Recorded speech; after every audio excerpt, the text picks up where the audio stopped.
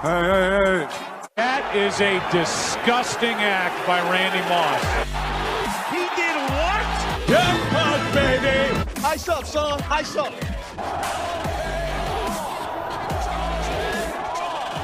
That is blasphemous. You can put it on the board. Yes. In college basketball. So the South Region bracket, however you want to phrase it, had some crazy action in the first round. I gotta say though, I gotta say that the East bracket and the Midwest have got to have had the most, had to have been the craziest out of the four regions. But the number one seed in the South nearly was sent home early on Sunday. Arizona played TCU, and I mean, what a crazy game, right? TCU was giving Arizona everything they could handle. TCU was in the game the whole way. Arizona, I mean, just the ending of that game was absolutely bonkers. And if you don't know what I'm talking about, and if you didn't see the game, you didn't see the highlights, at some point you need to go see the highlights of that game, because that game was not one for the faint of heart. That game was not one to mess with.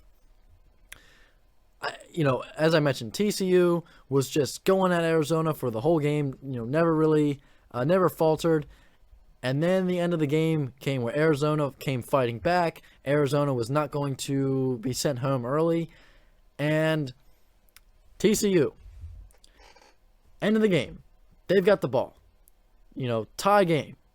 Chance to win it. They've got the ball, as I mentioned. They inbound the ball. And I don't know what they were doing. They drew up a really bad play. The point guard brings the ball up. He gets trapped in the corner. Arizona steals the ball. And all of a sudden, it's game over, right? Arizona's going to win. But Arizona, I forget exactly which player it was. But the Arizona player stole the ball, and again, just a runaway fast break shot, right? It was no way, right? No way that, he misses it. No way he messes it up.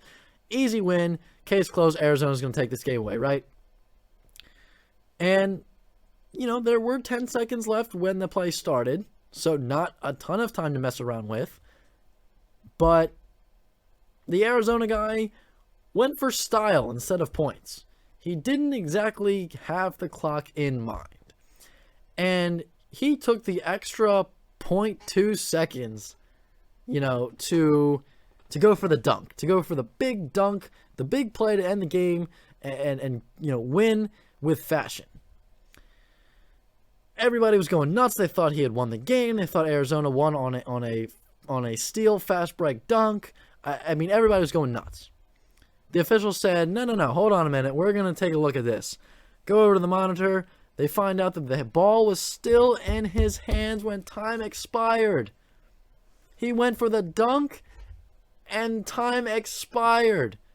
If he would have let go of the ball literally 0.2 seconds before he dunked it, it would have been an easy layup, and they would have won the game. So they go to overtime, and I'm sitting there thinking, Arizona just blew it, right? TCU's been going all night. There's no way, right? TCU has been jab. TCU has not been able to. Arizona has not really been able to get too much momentum going. TCU has had them on the ropes all night. TCU is going to deliver the knockout blow eventually. Well, we get to overtime, and if anybody was delivering the knockout blow or delivering a big punch, it seemed like it was Arizona. And I'm not talking about in a basketball way. And again, if you were watching the game, you might know what I'm alluding to.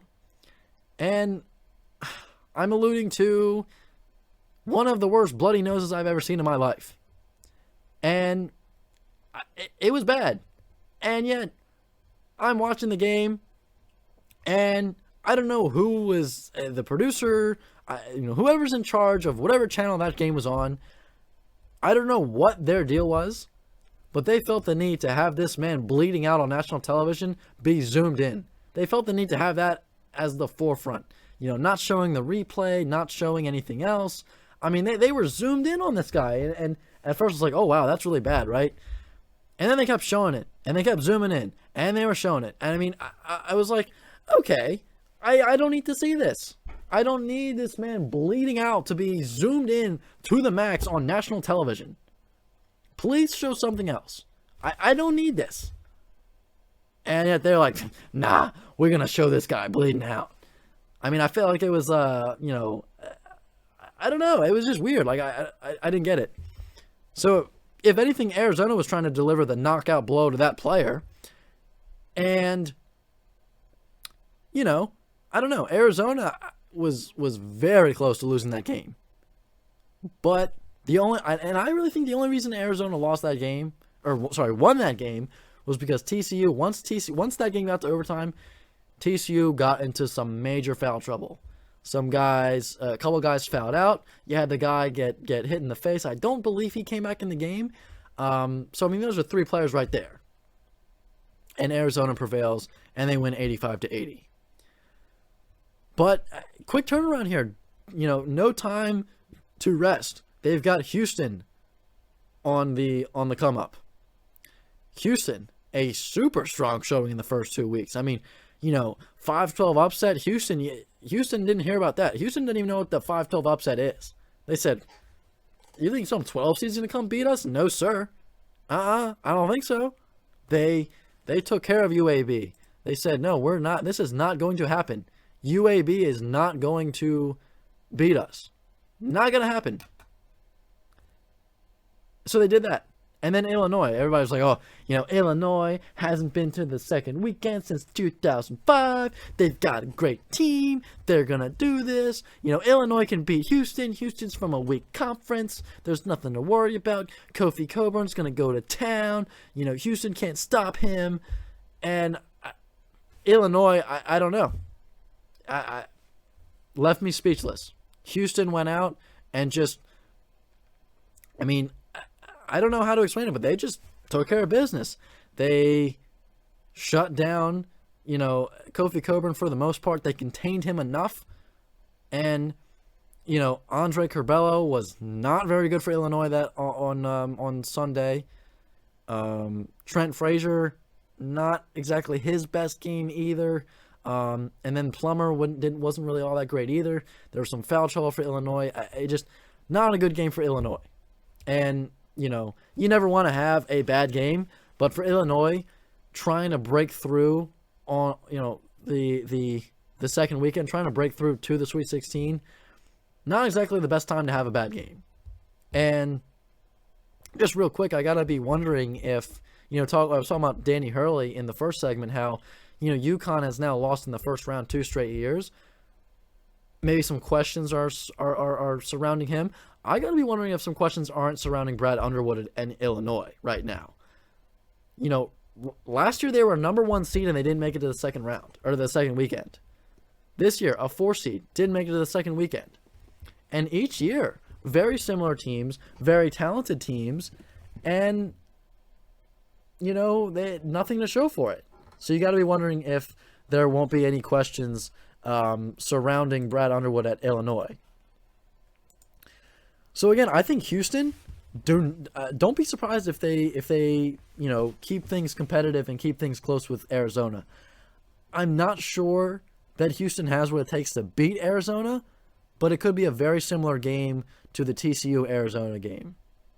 And I think very similar to what I said about Texas Tech, how the Notre Dame game was a very good tune-up for an excellent Duke team.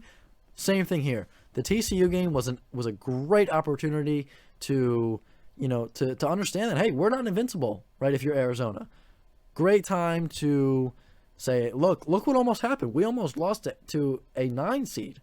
We cannot play like that again. We have to get our act together, and we have to rebound on tomorrow on Thursday for Houston. Michigan and Villanova will be taking on will be going head to head for the for the second Sweet 16 matchup in the South bracket there. Michigan looking to prove everyone wrong, right? They beat Colorado State. I wasn't super impressed by that. Colorado State was a team that, going into that game, you just figured, this is going to be one of those teams that, they had a pretty good season.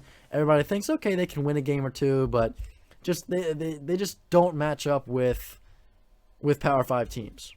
And Michigan showed that. And yeah, I would go so far as to say, yeah, the win over Tennessee was pretty impressive if you're Michigan. I'll give you that one.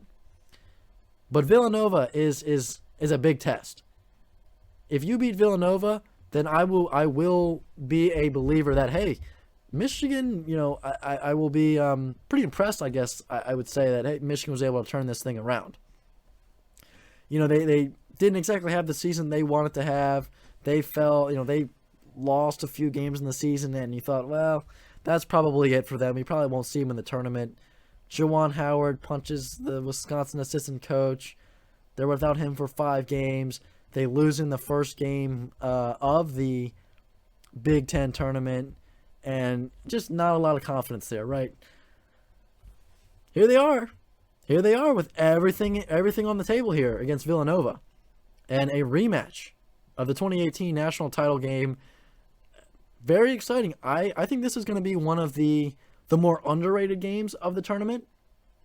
I think, a lot of people, are going to be saying, Villanova's got this easily. I don't know. I think, and I, no pun intended here when I say this, but Juwan Howard always, again, this is going to sound like I'm making fun of Michigan or making fun of Juwan Howard. No pun intended, but Juwan Howard always, gets his team to fight hard. Always gets his team to, not lie down and he doesn't let his team get discouraged. I'm trying to make this not seem like I'm taking shots at Michigan here. But yeah, you get the point there. And just one more thing on Michigan here before we get to the Midwest bracket is that last year Michigan was a number 1 seed. They were eliminated by 11th seeded UCLA. Now the tides have turned a little bit as Michigan is the 11th seed looking to pull off the upset. Not against the number 1 seed just yet, but against a number 2 seed in Villanova. And speaking of Villanova, quite honestly, last year they lost in the Sweet 16. They're looking to avenge that this year. I don't know. Villanova is a very interesting team for me because they played Delaware as a 15th seed. Like, okay, that's not going to be too tough, right? But even playing Ohio State, after Ohio State lost to Penn State in the Big Ten tournament, I thought to myself, okay, they're not going to do anything in the NCAA tournament if they make it still, which I figured they would make it. But I thought they would lose to Loyola Chicago, and they didn't. They went out and they beat Loyola Chicago. Very impressive for them to not, lose that one. But they go into the Villanova game and just, it wasn't there, we'll say. Not exactly their best showing against Villanova. So Villanova hasn't really had, a tough game, right? They haven't exactly had that super difficult game just yet. And yeah, I mean, Michigan, I don't know. Is that going to be tough for them? Who knows? Obviously Michigan has their stars. They've got their players that you got to shut down. But so does Ohio State. Didn't seem to discourage them there. And I think Jay Wright is just that guy for Villanova. You know what I mean? He's just the guy that was going to lead you to a lot of success in the postseason. I know last year they lost in the Sweet 16. But, I mean, you look at years prior. I mean, Jay Wright, the success speaks for itself. And, again, as I mentioned with St. Peter's, I don't want to be the Debbie Downer and say, oh, Michigan can't do it. But I just think that Villanova is I think they've got this. And, Nova's another team that this year that they have had their issues with being consistent. But, I don't know. I like their chances against Michigan on, they're playing tomorrow at 7:30.